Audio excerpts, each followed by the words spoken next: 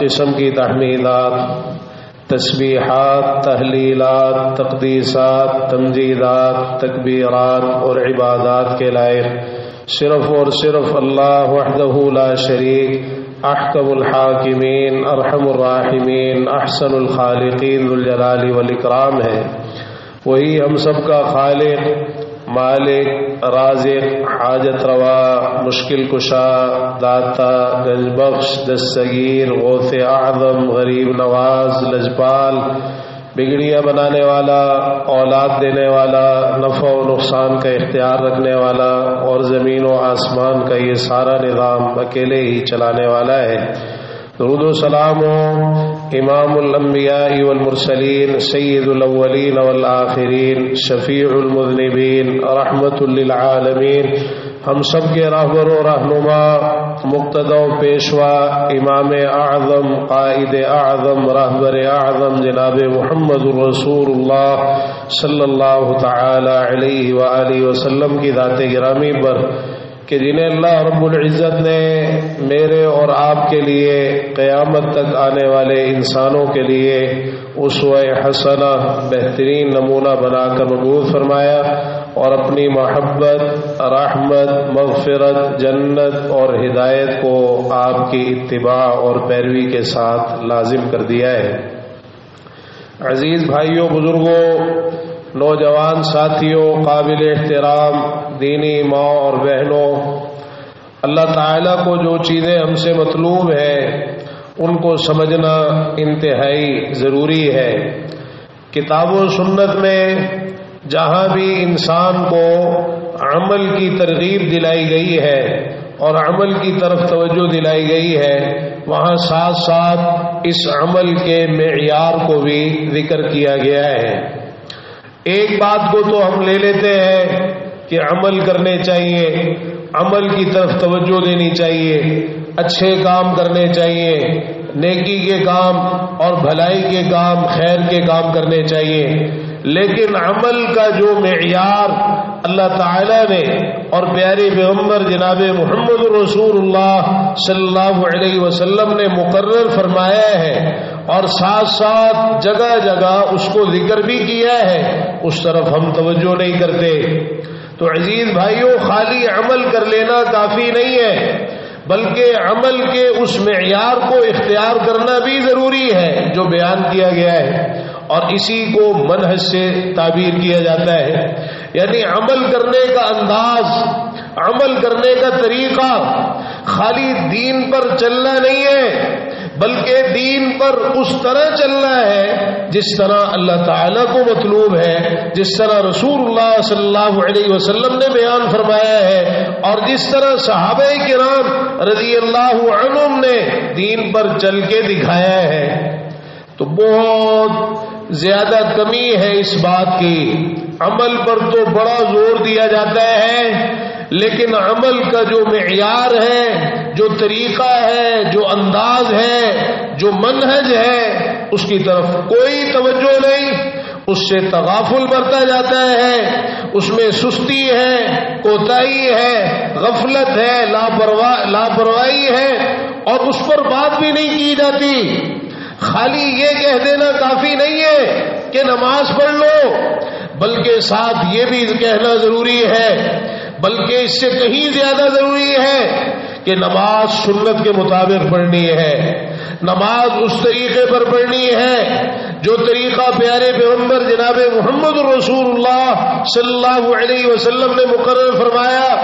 اب کو خالی نماز کی تو بات کرے، نماز پڑھ لو، بھائی کیسے پڑھ لو، کس طریقے پر پڑھ لو، نماز پڑھنے کا انداز کیا ہونا چاہیے، نہیں اس پر بات نہیں کرنی۔ کیوں نہیں کرنی؟ دیکھیے یہ اتنا اہم مسئلہ ہے کہ اگر عمل کے اس معیار کو فراموش اور نظر انداز کر دیا جائے اور اس کی طرف توجہ نہ دی جائے، اللہ تعالیٰ عمل قبول ہی نہیں فرماتا۔ انسان عمل کرتا رہے، محنت کرتا رہے، وہ عمل اللہ تعالیٰ کی بارگاہ میں قبول ہی نہیں ہوتا۔ ہم نے نماز کا ذکر کیا ہے، آپ دیکھ لیجئے کہ رسول اللہ صلی اللہ علیہ وسلم نے اس قدر اس حوالے سے تنبیہ فرمائی کہ اگر آپ نے یہ فرمایا نا صلو کما رأیتمونی اصلی، نماز اس طرح پڑھو جس طرح مجھے نماز پڑھتے ہوئے دیکھا ہے، جہاں نماز کے تعلق سے دیگر چیزیں آپ نے اس حوالے سے بیان فرمائی کہ تمہاری نماز میرے طریقے کے مطابق ہونی چاہیے، اس سے بڑھ کر کیا ہے کہ ایک مرتبہ آپ ممبر پر تشریف فرما ہیں، صحابہ کو عملی طور پر پورا نماز کا طریقہ آپ نے سکھایا، قیام اس طرح کرنے ہیں، ہاتھ اس طرح باندھنے ہیں، تکبیر تحریمہ کے وقت رفع الیدین اس طرح کرنا ہے، رکوع میں جاتے وقت رفع الیدین اس طرح کرنا ہے، رکوع اس طرح کرنا ہے، یہ پوری نماز کا طریقہ آپ نے صحابہ کو عملی طور پہ سکھایا۔ اگر خالی یہی کافی ہوتا کہ نماز پڑھ لیا جائے اور جو نماز کا طریقہ ہے، عمل کا جو معیار ہے، جو انداز ہے اور جو منہج ہے، اس کی اہمیت نہ ہوتی تو پھر یہ تعلیم کیوں دے رہے ہیں آپ، ایک ایک چیز کیوں سکھا رہے ہیں آپ؟ اور عبادات کے معاملے میں تو اصول یہ ہے کہ اپنی طرف سے کر ہی کچھ نہیں سکتے، وہی کرنا ہے جو پیارے پیغمبر جناب محمد رسول اللہ صلی اللہ علیہ وسلم کا طریقہ ہے اور جو آپ نے بتایا ہے، جو آپ سے ثابت ہے۔ اللہ تعالیٰ نے صحابہ کے ایمان کو معیار اسی لیے بنایا، وہ اپنی مرضی سے کچھ نہیں کرتے تھے۔ فَإِنْ آمَنُوا بِمِثْلِ مَا آمَنْتُمْ بِهِ فَقَدِ اهْتَدَوْا، اگر اس طرح ایمان لائے جس طرح تم یعنی صحابہ ایمان لائے ہو تو ہدایت پا جائیں گے۔ ما انا علیہ واصحابی، فرقے بنیں گے، امت تقسیم ہوگی، بکھر جائے گی، ٹکڑے ٹکڑے ہو جائے گی، افتراق انتشار ہوگا، لیکن نجات کس کی ہوگی؟ کامیابی کس کو ملے گی؟ جہنم سے بچے گا کون؟ جنت کا مستحق کون ہوگا؟ یہ فیصلہ پیارے پیغمبر جناب محمد رسول اللہ صلی اللہ علیہ وسلم آج سے 1400 سال پہلے خود ہی فرما گئے، ما انا علیہ واصحابی، جو اس رستے اور طریقے پر چلیں گے جس پر میں اور میرے صحابہ ہیں، نجات ان کی ہوگی، کامیابی ان کو ملے گی، عمل ان کے قبول ہوں گے، جنت میں وہ جائیں گے، جہنم سے وہ بچیں گے۔ تو عزیز بھائیو، ہم کیوں اس چیز کو نظر انداز کرتے ہیں؟ کیوں اس چیز کو فراموش کرتے ہیں؟ اس کی طرف توجہ کیوں نہیں دیتے؟ ہم کہتے ہیں عمل کرو عمل کرو، بھائی کیسے کرو؟ عمل کا معیار کیا ہونا چاہیے؟ عمل کا انداز کیا ہونا چاہیے؟ عمل کا طریقہ کیا ہونا چاہیے؟ تو ہم نماز کا ذکر کر رہے تھے کہ اگر یہی بات ہوتی کہ آدمی نماز پڑھے وہ جیسی بھی نماز پڑھ لے تو پھر کیوں فرمایا پیارے پیغمبر جناب محمد رسول اللہ صلی اللہ علیہ وسلم نے رب مصلی لا صلاۃ لہ، بہت سے نماز پڑھنے والے ایسے ہیں جن کی نماز ہوتی ہی نہیں، نماز ہوتی ہی نہیں، نماز پڑھی انہوں نے لیکن وہ نماز تو نہیں ہوئی۔ آپ نے کیوں یہ فرمایا ان رجلا لیصلی 60 سنۃ ما تقبل منہ صلاۃ، آدمی 60 سال نمازیں پڑھتا ہے، 60 سال ایک نماز بھی اس کی قبول نہیں کی جاتی۔ کیوں فرمایا آپ نے؟ نماز تو پڑھی ہے اس نے اور کوئی تھوڑا عرصہ نہیں پڑھی، 60 سال نمازیں پڑھتا رہا لیکن ایک نماز بھی اس کی اللہ تعالیٰ نے قبول نہیں فرمائی۔ کیوں؟ عمل کا معیار، عمل کا انداز، عمل کا طریقہ، عمل کس طرح کرنا ہے، منہج، یہ ساری چیزیں بڑی اہمیت کی حامل ہیں اعمال کی قبولیت میں۔ تو آگے کیا فرمایا؟ لعلہ یتم رکوعها ولا یتم سجودها، ہو سکتا ہے رکوع پورا کرتا ہو سجدہ پورا نہ کرتا ہو، ویتم سجودها ولا یتم رکوعها، سجدہ پورا کرتا ہو رکوع پورا نہ کرتا ہو۔ تو یہ کتنی سخت وعید ہے۔ اسی طرح وہ حدیث مسیء الصلاۃ کہ وہ صحابی آپ کے سامنے آئے اور انہوں نے آگے 3 مرتبہ نماز پڑھی، آپ کے سامنے پڑھی، آپ دیکھ رہے ہیں صحابی نے نماز پڑھی ہے، آپ تشریف فرما ہیں، صحابی آتے ہیں، آ کے نماز پڑھتے ہیں، فارغ ہو کے آپ کو سلام کرتے ہیں، آپ سلام کا جواب دیتے ہیں، دوسری کوئی بات نہیں، آپ فوراً یہ فرماتے ہیں ارجع فصلی فإنک لم تصلی، جاؤ نماز پڑھو، تم نے نماز نہیں پڑھی، حالانکہ ابھی ابھی تو نماز پڑھ کے آئے، ہم آج سوچتے ہی نہیں، توجہ ہی نہیں کرتے، بڑی مشکل سے نماز کی طرف آتے ہیں، اور اگر آ بھی جائے تو پھر یہ نظر انداز کر دیتے ہیں کہ ہر عمل کا ایک طریقہ ہے، ایک معیار ہے دین پر چلنے کا۔ اللہ تعالیٰ نے ہمیں جو کلمہ عطا فرمایا نا، اس کلمے کے اندر یہ بنیاد شامل ہے، لا الہ الا اللہ محمد رسول اللہ صلی اللہ علیہ وسلم، اللہ کے سوا کوئی معبود برحق نہیں ہے، اور محمد صلی اللہ علیہ وسلم اللہ کے رسول ہے۔ شیخ الاسلام ابن تیمیہ رحمہ اللہ فرماتے ہیں اسلام کی بنیاد ان دو اصلوں پر قائم ہے، اللہ نعبد الا اللہ واللہ نعبدہ الا بما شرعہ علی لسان رسولہ صلی اللہ علیہ وسلم، کہ عبادت صرف اللہ کی کرنی ہے، ایک اساس، اور دوسری اصل اسلام کی کیا ہے کہ عبادت کا طریقہ وہ ہوگا جو پیارے پیغمبر جناب محمد رسول اللہ صلی اللہ علیہ وسلم کی زبانی اللہ تعالی نے بیان فرمایا۔ اگر آپ کے طریقے ہی کو نہیں لینا، آپ کے معیار، آپ کا عمل کرنے کا انداز، سنت کس کو کہتے ہیں؟ آپ کے طریقے کو کہتے ہیں۔ اقتداء، اتباع، آپ کی پیروی، آپ کے پیچھے پیچھے چلنا، جس طرح آپ نے عمل کیا، جو کیا وہ کرنا، جس طرح کیا اس طرح کرنا، جب کیا اس وقت کرنا، اور جو نہیں کیا وہ نہیں کرنا، اپنی طرف سے نئے نئے کام نہیں کرنے۔ اگر ان چیزوں کو کوئی اہمیت نہیں دینی تو پھر ہم نے آپ کو اللہ کا رسول کس طرح مانا؟ اللہ کا رسول ماننے کا تو مطلب ہی یہ ہے، یہ اس کے تقاضے ہیں جن کو پورا کرنا ہے۔ تو عزیز بھائیوں، اس حوالے سے کسی غلط فہمی میں نہیں رہنا چاہیے، نہ کسی خوش فہمی میں رہنا چاہیے۔ ہم یہ نہیں کہیں گے آپ کو کہ آپ نماز پڑھے چاہے جیسے بھی پڑھ لیں، نہیں، جہاں نماز پڑھنی ضروری ہے، نماز فرض ہے، وہاں یہ بھی فرض ہے کہ نماز وہ ہونی چاہیے جو پیارے پیغمبر جناب محمد رسول اللہ صلی اللہ علیہ وسلم کا طریقہ ہے۔ جس طرح کی نماز آپ نے بتائی، آپ نے سکھائی، اور جو احادیث کے اندر موجود ہے ہمیں سیکھنی چاہیے، ہمیں وقت نکالنا چاہیے۔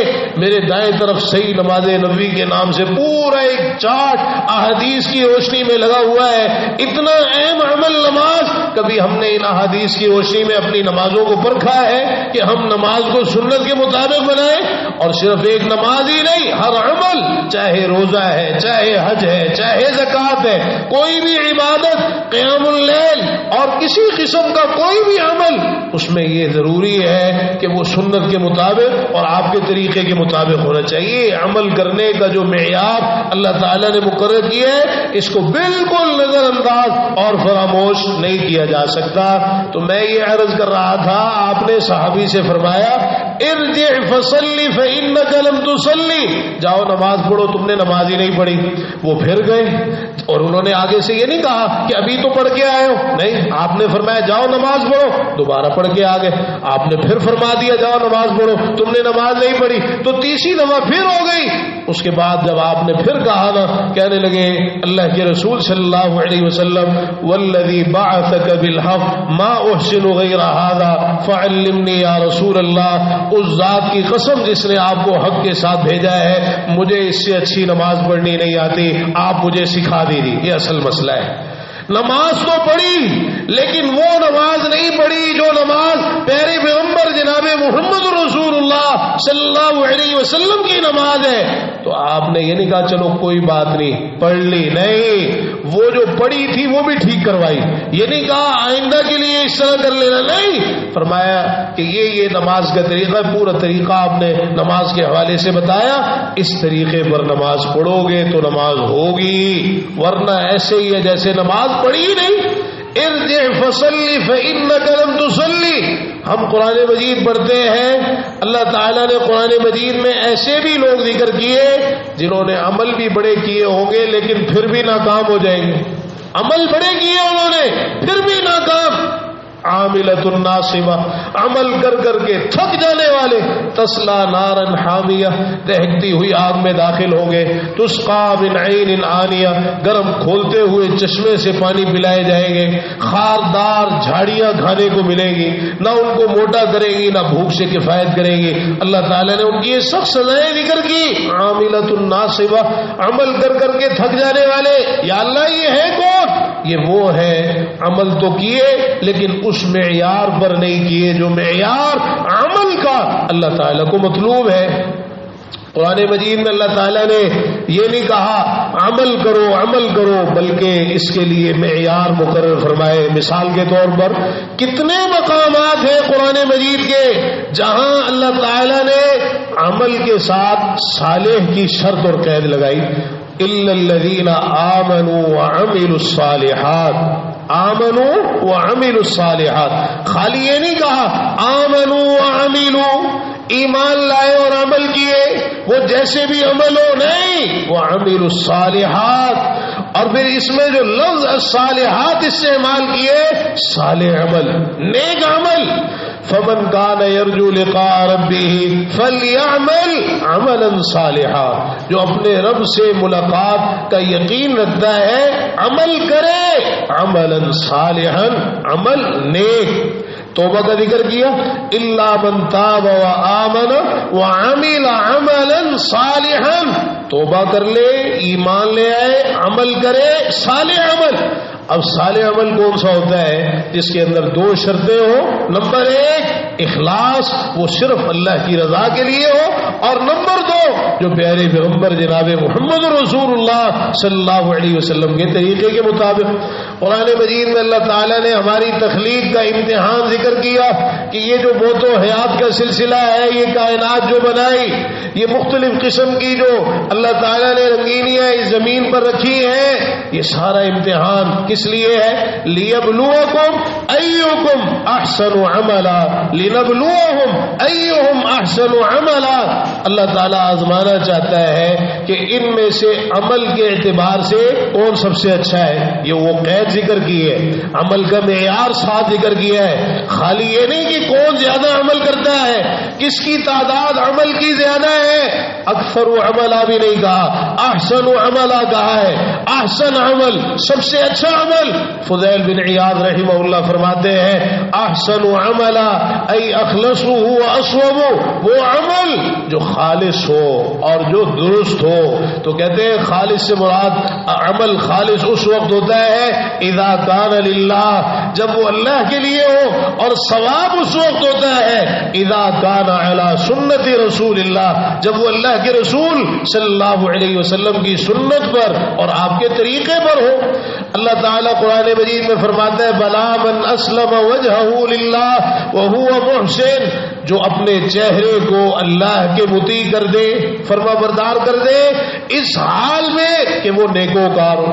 یہ وہو محسن کی جو قید لگائی، اس سے مراد ای متبع للسنہ، سنت کی اتباع کرنے والا ہو، اللہ کے لیے اپنے چہرے کو مطیع کر دیا، اپنے چہرے کو اللہ کا فرما بردار بنا لیا، اخلاص، ایک اللہ کی عبادت، اللہ کے ساتھ کسی کو شریک نہیں کرتا، وہو محسن، نیکوکار بھی ہو، یعنی اس کا عمل سنت کے مطابق، اللہ کے رسول صلی اللہ علیہ وسلم کے طریقے کے مطابق ہو۔ اللہ تعالیٰ نے یہ قید لگائی۔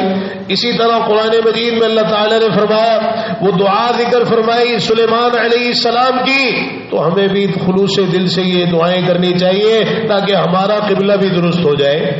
عملی طور پر تو ہم کہتے ہیں ہمیں سمجھ میں نہیں آتی، چلو خلوص دل سے اللہ سے دعائیں مانگیں تاکہ اللہ تعالیٰ ہمارا سینہ کھول دے، یہ باتیں ہماری سمجھ میں آ جائیں کہ دین پر کس طرح چلنا ہے، عبادتیں کس طرح کرنی ہے، عمل کس طرح کرنے ہیں۔ اتنی بدعات اور اتنے خلاف سنت کام آج معاشرے میں رواج پا گئے، عمل کرنے والا عمل کرتا ہے، یہ نہیں دیکھتا رسول اللہ صلی اللہ علیہ وسلم کا طریقہ کیا ہے، آپ کے صحابہ کا طریقہ کیا ہے۔ اتنی بدعات، کبھی شب معراج گزر رہی ہے، یہ چند دن بعد شب برات آ رہی ہے، کبھی کچھ کبھی کچھ، یہ سارے کام کرنے سے پہلے کبھی یہ سوچتے ہیں کہ رسول اللہ صلی اللہ علیہ وسلم کا طریقہ کیا ہے، آپ کے صحابہ کا طریقہ کیا ہے، کیا انہوں نے ان راتوں میں کوئی ایسے اہتمام کیے، کوئی ایسی محفلیں، کوئی ایسی تقریبات، کوئی ایسی خاص عبادات جو ہمارے معاشرے میں ہو رہی، کیا انہوں نے کیے ہیں تو کرنے چاہیے، نہیں کیے تو نہیں کرنے چاہیے۔ اگر ہم نہیں کرتے تو اسی لیے نہیں کرتے کہ کتاب و سنت سے کچھ ثابت نہیں ہے. ثابت ہو جائے آپ کو خود ترغیب دے, آپ کو بتائے یہ بھی کرنا ہے, یہ بھی کرنا ہے, یہ بھی کرنا ہے. لیکن جب کچھ ثابت ہی نہیں تو پھر کہاں سے بتائیں, کہاں سے لے کے آئے؟ دین تو اصل وہی ہے جو کتاب و سنت میں ہے, جو قرآن اور حدیث کے اندر ہے. تو عزیز بھائیوں سمجھیے اس بات کو. سلیمان علیہ السلام کی دعا اللہ تعالیٰ نے ذکر فرمائی, ربی اوزعنی ان اشکر نعمتک التی انعمت علی وعلی والدی وان اعمل صالحا ترضاہ. اے میرے پروردگار مجھے توفیق عطا فرما دے, میں تیری ان نعمتوں کا شکر کروں جو تو نے مجھ پر کی ہے اور میرے والدین پر کی ہے. وان اعمل, اور یہ کہ میں عمل کروں, صالحا نیک, آ گئی نا قید صالح, خالی عمل نہیں کروں بلکہ نیک عمل کروں, صالح عمل کروں, وہ عمل جس میں اخلاص ہو اور جو تیری طرف سے رہنمائی ہے, عمل کا طریقہ ہے اس کے مطابق ہو. ترضا, جسے تو پسند کرتا ہے. یہ ایک مزید قید آ گئی کہ ایسا نیک عمل کہ یہ نہیں کہ انسان اس کو نیک سمجھ رہے, اچھا سمجھ رہے, اچھا سمجھ کے کرتے ہیں نا یہ سارا, تو وہ اچھا تو وہ نہیں ہوتا جو ہم اچھا سمجھتے ہیں. اچھا تو وہ ہے جس کو اللہ تعالیٰ نے اچھا کہا, جس کو رسول اللہ صلی اللہ علیہ وسلم نے اچھا قرار دی. ہمارے سمجھنے کی کیا بات, ہمیں تو کئی غلط کام بھی آج کل اچھے نظر آتے ہیں. اللہ تعالیٰ ہمیں ہدایت نصیب فرما دے. انسان کا فہم دین کے اندر کوئی معیار نہیں ہے.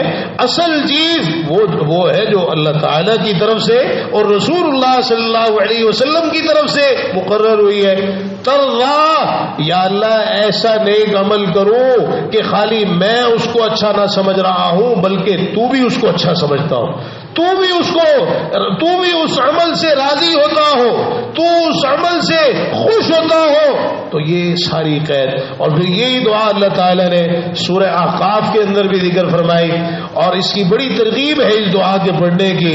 خاص طور پہ انسان جب اپنی جوانی کی طرف بڑھ رہا ہے اور بڑھتے بڑھتے 40 سال کی عمر کو پہنچ گیا, اللہ تعالیٰ نے اس دعا کا ذکر کیا کہ پھر انسان کو اس دعا کا اہتمام زیادہ کرنا چاہیے اپنی جوانی میں, 40 سال کی عمر میں, اس سے اوپر عمر ہو جائے.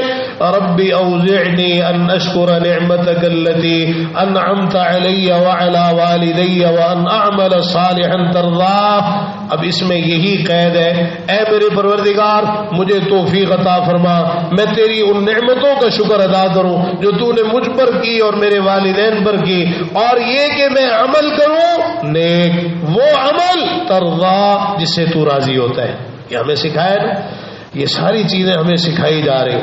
اسی طرح قرآن مجید کا ایک اور مقام اللہ تعالیٰ نے وہاں بھی ایک قید ذکر فرمائی, منہج ذکر کیا, عمل کرنے کا طریقہ انداز بیان کیا. ومن اراد الآخرۃ وسعى لها سعيها وهو مؤمن, جو آخرت کا ارادہ کرے اور کوشش کرے آخرت کے لیے, لها ای للآخرہ, آخرت کے لیے کوشش کرے, سعيها اس کی کوشش, یعنی جو کوشش آخرت کے لیے ہے, جو محنت آخرت کے لیے ہے وہ محنت کرے. اپنے پاس سے محنت نہیں چاہیے, اپنے پاس سے کوشش نہیں چاہیے. یہ کیا ہمیں سکھایا جا رہا ہے؟ یہ ہمیں اتباع سنت سکھائی جا رہی. یہ ہمیں سکھایا جا رہا ہے کہ دین وہی ہے جو کتاب و سنت کے اندر موجود ہے. یہ ہمیں سکھایا جا رہا ہے کہ اپنی طرف سے دین کے اندر کوئی نئے عمل نہیں کرنے, کوئی نئے کام نہیں کرنے, عبادت کے, ذکر کے, نماز کے کوئی طریقے نئے مقرر نہیں کرنے. وسعى لها سعيها, آخرت کے لیے کوشش کرنی ہے, وہ کوشش جو آخرت کے لیے مقرر ہے. اب مجھے بتائیے جو کوشش آخرت کے لیے مقرر ہے وہ کیا ہے؟ وہ پیارے پیغمبر جناب محمد رسول اللہ صلی اللہ علیہ وسلم کی اطاعت, آپ کی اتباع ہے. کل امتی يدخلون الجنت الا من ابا, میری ساری امت جنت میں جائے گی سوائے اس کے جو انکار کرے. صحابہ نے کہا انکار کون کرے گا؟ فرمایا من اطاعنی دخل الجنہ ومن عصانی فقد ابا, جو میری اطاعت کرے گا وہ تو جنت میں جائے گا اور جو میری نافرمانی کرے گا وہ جنت میں جانے سے انکار کر دے گا. انبار لگے پڑے ہیں کتاب و سنت کے دلائل کے، لیکن ہم بڑے اختصار سے صرف ایک بنیادی نقطہ آپ کو سمجھانا چاہتے ہیں کہ خالی آپ نے عمل نہیں کرنا بلکہ وہ عمل کرنا ہے جو عمل پیارے پیغمبر جناب محمد رسول اللہ صلی اللہ علیہ وسلم کے طریقے کے مطابق ہے۔ اگر وہ عمل نہ ہوا تو پھر وہ قبول نہیں ہوگا۔ اگر عمل آپ کے طریقے کے مطابق نہیں، ہم نے ذکر کیا 60 سال نمازیں پڑھی، اللہ تعالیٰ نے ایک نماز بھی قبول نہیں فرمائی۔ تو یہ دعاؤں کے اندر اہتمام، اور دیکھیے رسول اللہ صلی اللہ علیہ وسلم روزانہ فجر کی نماز کے بعد یہ دعا پڑھتے تھے، ہمیں بھی پڑھنی چاہیے۔ اللہم انی اسألک علما نافعا ورزقا طیبا وعملا متقبلا، یا اللہ میں تجھ سے نفع دینے والے علم کا سوال کرتا ہوں، پاکیزہ رزق کا سوال کرتا ہوں، اور ایسے عمل کا سوال کرتا ہوں جو تیری بارگاہ میں قبول ہو جائے۔ یہ وہی چیز ذکر ہو گئی نا، عمل کرنا ہے لیکن ایسے معیار پر کہ وہ اللہ تعالیٰ کے ہاں قبول ہو جائے۔ تو اگر عمل آپ کے طریقے سے ہٹا ہوا ہو تو رسول اللہ صلی اللہ علیہ وسلم نے فرمایا، اور یہ حدیث بڑی اہمیت کی حامل ہے، علماء نے اس حدیث کو عمل کا باطنی میزان قرار دیا ہے، عمل کا ظاہری میزان قرار دیا ہے۔ عمل کے دو میزان ہیں، ایک باطنی میزان، ایک ظاہری میزان۔ باطنی میزان انما الاعمال بالنیات، اعمال کا دار و مدار نیتوں پر ہے، یہ عمل کا باطنی میزان ہے۔ اور ایک ظاہری میزان وہ یہ حدیث ہے، من عمل عملا لیس علیہ امرنا فہو رد، جس کسی نے کوئی بھی ایسا عمل کیا جس کے بارے میں ہمارا حکم نہیں ہے، وہ ہمارے طریقے پر نہیں ہے، فہو رد، فرمایا وہ مردود ہے، اللہ تعالیٰ اس کو قبول نہیں کرے گا۔ من احدث فی امرنا ھذا ما لیس منہ فہو رد، جس کسی نے ہمارے اس دین میں کوئی ایسی نئی چیز ایجاد کی جو اس دین کے اندر نہیں ہے، وہ مردود ہے۔ آج ہمیں اس حوالے سے کوئی سمجھائے تو ہم غصہ کرتے ہیں، لیجئے میں نے کتاب و سنت کے دلائل اس حوالے سے آپ کی خدمت میں پیش کر دیے کہ اگر آپ نے عمل کے معاملے میں کوئی کوتاہی کی اور اس معیار کو نظر انداز کیا جو مقرر کیا گیا عمل کے لیے، تو پھر یہ فیصلہ ہے پیارے پیغمبر جناب محمد رسول اللہ صلی اللہ علیہ وسلم کا، اور اللہ تعالیٰ نے بھی اس کو ذکر کیا ہے کہ پھر ایسی محنت ضائع جائے گی، ایسی محنت بیکار جائے گی۔ اللہ کے لیے اپنی محنت کو ضائع نہ کیجیے، سنت سے ہٹ کر کام کر کے آپ اپنی محنت ضائع کرتے ہیں۔ اللہ تعالیٰ نے اسی لیے فرمایا یا ایھا الذین آمنوا اطیعوا اللہ واطیعوا الرسول ولا تبطلوا اعمالکم، ایمان والو اللہ کی اطاعت کرو، رسول اللہ صلی اللہ علیہ وسلم کی اطاعت کرو، اپنے اعمال کو ضائع نہ کرو، اپنے اعمال ضائع نہ کرو۔ یعنی اگر اس میں معیار کا خیال نہ رکھا تو پھر تمہارے عمل ضائع ہو جائیں گے۔ اللہ تعالی ہمیں اپنے عملوں کی حفاظت کرنے کی توفیق نصیب فرمائے، اور عمل کا جو معیار اللہ تعالی نے مقرر فرمایا ہے اس کے مطابق عبادت کرنے، عمل کرنے، نمازیں پڑھنے، روزے رکھنے، زکوٰۃ دینے، حج عمرہ کرنے کی توفیق نصیب فرمائے۔ اور یہ سیکھنے سے آتا ہے کہ ہم کتاب و سنت کے ساتھ، قرآن اور حدیث کے ساتھ اپنا ایسا تعلق قائم کریں، سیکھیں براہ راست قرآن اور حدیث سے سیکھیں، علم حاصل کریں، وقت نکالیں۔ اللہ تعالی توفیق عطا فرمائے۔ وآخر دعوانا الحمدللہ رب العالمین۔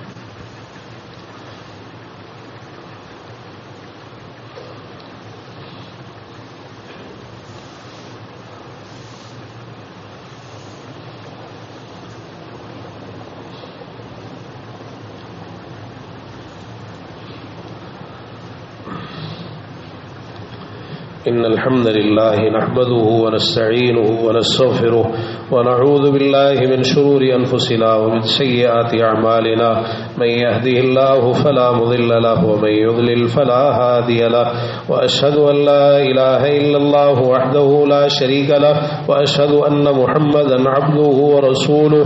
اللهم صل على محمد وعلى آل محمد كما صليت على إبراهيم وعلى آل إبراهيم إنك حميد مجيد۔ اللهم بارك على محمد وعلى آل محمد كما باركت على إبراهيم وعلى آل إبراهيم إنك حميد مجيد۔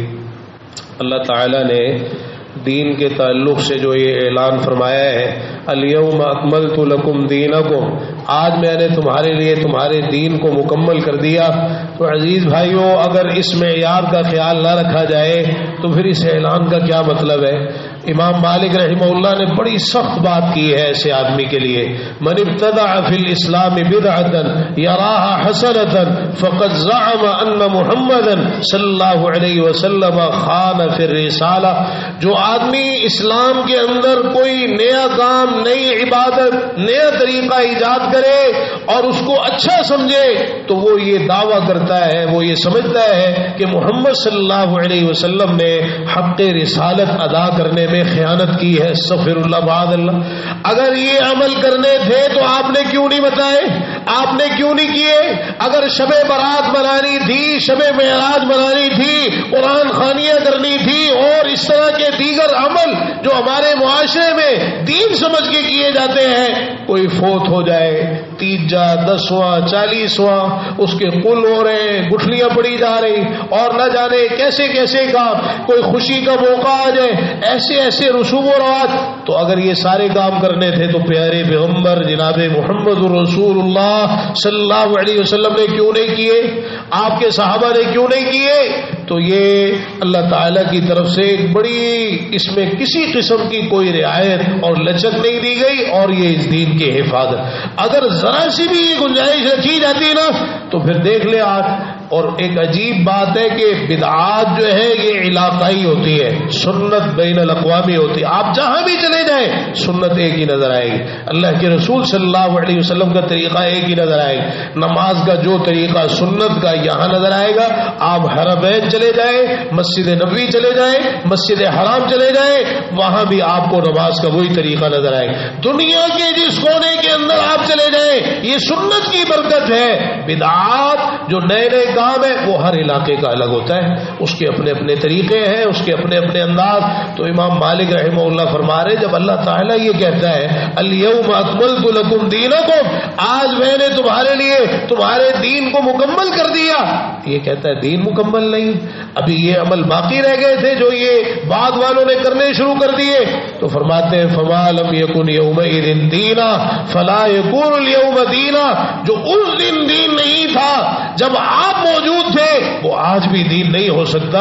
آپ نے جب اپنی زندگی میں یہ عمل نہیں کیے تو بعد والے بھی اس کو دین نہیں بنا سکتے۔ یہ باتیں ہمیں سمجھنی چاہیے اور ہم ان کو سمجھنے کے لیے تیار ہی نہیں ہوتے، نہ کو آج سب اچھا ہے جی، سب ٹھیک ہے جی، سب ٹھیک ہے۔ عزیز بھائیوں یہ ایک معیار ہے، ایک انداز ہے، طریقہ دین پر چلنے کا، دین پر عمل کرنے کا، آپ اس کو کسی بھی صورت میں نظر انداز نہیں کر سکتے ہیں۔ اللہ تعالیٰ نے یہ معیار ہمارے لیے مقرر فرمایا ہے۔ تو بہت سے ایسے اعمال آپ کے سامنے آئے جو آپ کے طریقے سے ہٹے ہوئے تھے، آپ نے فوراً سختی سے منع کر دیا تاکہ کوئی آئندہ اس طرح کا سوچے بھی نہیں۔ صحابی نے عید کی نماز سے پہلے قربانی کر دی، بڑی اچھی نیت کے ساتھ کی، تو آپ نے یہ نہیں فرمایا چلو تم بھول گئے کوئی بات نہیں، فرمایا نہیں، شاتو کا شاتو لحم، تمہاری قربانی ہوئی نہیں، یہ تو گوشت کی بکری ہے جو تم نے ذبح کی، قربانی تو تب ہوتی جب تم ہمارے طریقے کے مطابق عید کی نماز ادا کرنے کے بعد کرتے۔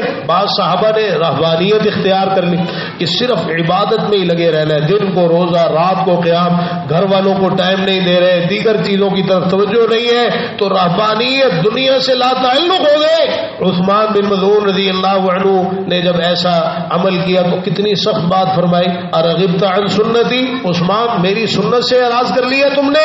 کہنے لگے میں تو آپ کی سنت ہی تو چاہتا ہوں، اللہ کے رسول صلی اللہ علیہ وسلم عبادت ہی کی تو نیت ہے۔ فرمایا یہ میرا طریقہ نہیں ہے، ان لنفسک علیک حقا ولأہلک علیک حقا ولولدک علیک حقا ولضیفک علیک حقا ولجسدک علیک حقا، تمہارے گھر والوں کا بھی تم پہ حق ہے، تمہاری بیوی کا بھی تم پہ حق ہے، تمہارے بچوں کا بھی تم پہ حق ہے، تمہارے مہمان کا بھی تم پہ حق ہے، تمہاری اولاد کا بھی تم پر حق ہے، تمہارے اپنے جسم کا بھی تم پر حق ہے، اس جسم کو آرام دو، یہ کیا طریقہ پکڑ لیا کہ ساری ساری رات نماز پڑھتے ہوئے ہی گزارنی ہے. اب وہ جو صحابی نے 3 صحابہ آئے تھے انہوں نے کہا کہ جی ایک نے کہا میں ساری رات قیام کروں گا سوؤں گا نہیں, دوسرے نے کہا روزانہ روزہ رکھوں گا کوئی دن بغیر روزے کے نہیں گزاروں گا, تیسرے صحابی نے کہا میں شادی نہیں کروں گا عورتوں سے الگ رہوں گا. آپ نے بڑا سخت غصہ کیا تھا اس موقع پر اور آخر میں یہ فرمایا تھا فمن رغب عن سنتی فلیس منی, جس نے میری سنت سے اعراض کیا اس کا مجھ سے کوئی تعلق نہیں. آج کوئی ایسا آپ نے نظر آؤگا بڑی پہنچی ہوئی سرکار ہے, یہ پہنچی ہوئی سرکار نہیں ہے. من رغب عن سنتی فلیس منی, جس کا عمل آپ کے طریقے سے ہٹ جائے رسول اللہ صلی اللہ علیہ وسلم اس سے اعلان برات فرما رہے. سعید بن مسیب رحمہ اللہ کا واقعہ بڑا خوبصورت ہے اس مسئلے کو سمجھنے کے لیے. ایک شخص فجر کی نماز کے بعد نفل ادا کر رہا تھا, حالانکہ رسول اللہ صلی اللہ علیہ وسلم نے فجر کے بعد نفل ادا کرنے سے منع کیا ہے. اب وہ نفل پہ نفل پڑھی جا رہا ہے. سعید بن مسیب رحمہ اللہ نے اس کو منع کیا, کہنے لگا کہ آپ مجھے نماز سے روک رہے, ایعذبنی اللہ علی الصلاۃ, اللہ تعالیٰ مجھے نماز پڑھنے پہ عذاب دے گا, وہ غلط کام تو نہیں کر رہا نا, نماز ہی پڑھ رہا ہوں, نوافل ہی پڑھ رہا ہوں. انہوں نے کہا سمجھو مسئلے کو سمجھو, اور ہمیں بھی سمجھنے کی ضرورت ہے, نہیں سمجھ آ رہی ہماری زندگیاں گزر رہی ہے اور نہ جانے کب اللہ کی طرف سے بلاوا آ جائے. عزیز بھائیو اس حال میں اللہ کے پاس نہ جائیے گا کہ آپ کو منہج کی سمجھ ہی نہ آئے, آپ کو پتہ ہی نہ ہو عمل کرنا کس طرح ہے. کہنے لگے اللہ تعالیٰ تمہیں نماز پڑھنے پر تو عذاب نہیں دے گا, وَلَٰكِن يُعَذِّبُكَ عَلَىٰ خِلَافِ السُّنَّةِ, تمہیں سنت کی مخالفت کرنے پر اللہ تعالیٰ عذاب دے گا. جب اللہ کے رسول صلی اللہ علیہ وسلم نے فجر کے بعد نوافل پڑھنے سے سببی نماز پڑھنے کی تو اجازت ہے, سببی نماز جیسے نماز جنازہ ہے, تحیت المسجد ہے, یعنی جو نماز یا فجر کے بعد کی جو سنتیں جس کی رہ گئی حدیث میں اس کی اجازت ہے, فجر کے بعد بھی پڑھی جا سکتی ہے. لیکن غیر سببی نماز جو نوافل ہے وہ آپ نے پڑھنے منع کیے فجر کی نماز کے بعد طلوع شمس سے پہلے پہلے. تو جب آپ نے منع کیے ہیں تم پڑھو گے اللہ تعالیٰ سنت کی مخالفت کرنے پر تمہیں عذاب دے گا. اور یہی بات سمجھائی تھی امام مالک رحمہ اللہ نے ایک شخص کو, جس نے ان سے مسئلہ پوچھا میں احرام کہاں سے باندھوں, انہوں نے کہا ذوالحلیفہ سے باندھو جہاں سے اللہ کے رسول صلی اللہ علیہ وسلم نے احرام باندھا ہے. کہنے لگا نہیں میں تو مسجد نبوی سے باندھنا چاہتا ہوں, اور مسجد نبوی میں بھی روضہ رسول کے پاس سے احرام باندھنا چاہتا ہوں. اب روضہ رسول ما بین بیتی و منبری روضۃ من ریاض الجنہ, جنت کا ٹکڑا ہے, بڑی عظیم جگہ ہے. اس نے کہا میں یہاں سے احرام باندھنا چاہتا ہوں. امام مالک رحمہ اللہ نے سنا کانپ اٹھے, کہنے لگے لا تفعل وانی اخشى علیک الفتنہ, ایسا نہ کرنا مجھے تم پر فتنے کا ڈر ہے. اس نے کہا وای فتنۃ فی هذه انما هی امیال نزیدها, اس میں فتنے والی کون سی بات ہے, چند میلوں کا ہی تو اضافہ کروں گا, چند میل ہی تو پہلے باندھوں گا. آج ہم بھی یہی باتیں کرتے ہیں نا, نہیں جی نہیں اس میں کیا ہے جی, کرنے دو جو جدھر لگا ہے لگا رہنے دو. عزیز بھائیو اگر میں اس منبر پر آپ کے سامنے کھڑا ہوں تو قیامت کے دن اللہ کے آگے جواب دے کہ آپ کو جو دین اصل خالص دین ہے, کمیاں کوتاہیاں ہوتی ہیں انسان میں لیکن یہ تو بتاؤ دین ہے کیا, عمل کرنا کیسے ہے, کتاب و سنت عبادت کے طریقے کیا ہے. اللہ تعالیٰ نے قیامت کے دن پوچھنا ہے. اگر کوئی ان چیزوں کو نظر انداز کرتا ہے نا تو یہ نظر انداز کرنا بھی جرم ہے, کیونکہ کئی لوگ جو ہے چونکہ اس کے الٹ کر رہے ہوتے ہیں. اب ہم ڈرتے نہیں فلانا ناراض ہو جائے گا, فلانا ناراض ہو جائے گا. بھائی کوئی ناراض ہوتا ہے ہو جائے, اپنے اللہ کو ناراض نہیں کرنا. یہ اللہ تعالیٰ کی طرف سے ایک ایسی بھاری ذمہ داری آئے. امام مالک رحمہ اللہ کہتے ہیں تم کہتے ہو فتنہ کون سا ہے, وَأَيُّ فِتْنَةٍ أَعْظَمُ مِنْ أَن تَرَىٰ أَنَّكَ سَبَقْتَ إِلَىٰ فَضِيلَةٍ قَصَّرَ عَنْهَا رسول اللہ صلی اللہ علیہ وسلم. اس سے بڑا فتنہ کیا ہے کہ تم ایسی فضیلت حاصل کرنا چاہتے ہو جو اللہ کے رسول صلی اللہ علیہ وسلم حاصل نہ کر سکے, جس کو حاصل کرنے میں آپ نے کوتاہی کی. اگر روزہ رسول مسجد نبوی سے احرام باندھنا ہوتا, اہل مدینہ کی آپ یہ میقات مقرر فرما دیتے, جب آپ نے نہیں کی تو پھر یہ نہ کرو. اور ساتھ ہی قرآن کی آیت پڑھی, اللہ تعالیٰ نے یہ فرمایا فَلْيَحْذَرِ الَّذِينَ يُخَالِفُونَ عَنْ أَمْرِهِ أَن تُصِيبَهُمْ فِتْنَةٌ أَوْ يُصِيبَهُمْ عَذَابٌ أَلِيمٌ. وہ لوگ ڈر جائیں جو آپ کے حکم کی مخالفت کرتے ہیں کہ کہیں کوئی فتنہ نہ آ پہنچے یا دردناک عذاب نہ آ جائے. مت دھوکہ دیجیے اپنے آپ, نہیں جی ہم تو فلانے, ہمارا تعلق تو بھائی مسلمان تو ہونا, تو اسلام کہتے کس کو ہے, دین ہے کیا, یہ تو سمجھ لو. اللہ تعالیٰ سمجھنے کی توفیق نصیب فرما دے. اللہ تعالیٰ توفیق عطا فرمائے کہ ہمارے عقیدے, عبادات, معاملات, شکل و صورت, لباس, کاروبار, تجارت, چلنا پھرنا, اٹھنا بیٹھنا, سونا جاگنا, اخلاق, گفتار, کردار, خوشی اور غمی, یہ تمام امور سب کچھ پیارے پیغمبر جناب محمد رسول اللہ صلی اللہ تعالی علیہ وآلہ وسلم کے طریقے کے مطابق ہونا چاہیے. ربنا آتنا فی الدنیا حسنہ وفي الآخرة حسنة وقنا عذاب النار. ربنا ظلمنا أنفسنا وإن لم تغفر لنا وترحمنا لنكونن من الخاسرين. اللهم اشفنا واشف مرضانا ومرضى المسلمين يا شافي الأمراض اشف مرضانا ومرضى المسلمين.